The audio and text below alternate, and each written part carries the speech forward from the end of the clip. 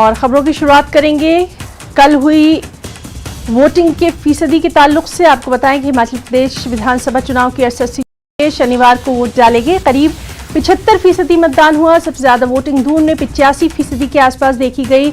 सिरमौर में 72% से ज्यादा पोलिंग हुई। शिमला शहर में सबसे कम लोगों ने अपने मत का इस्तेमाल किया, जहां 62% से ज्यादा मतदान हुआ। अब सबको 8 दिसंबर को होने वाली काउंटिंग का इंतजार है।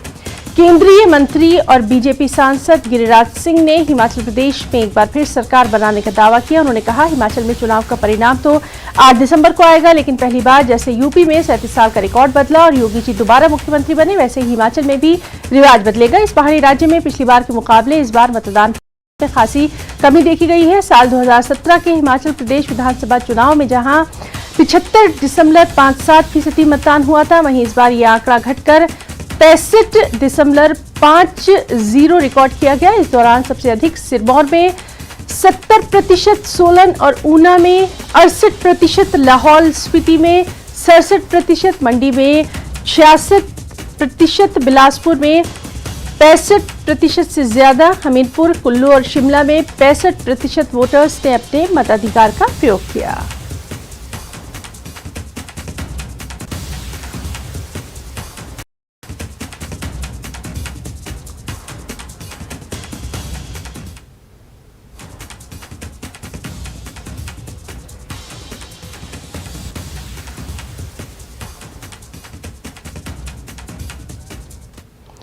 हिमाचल में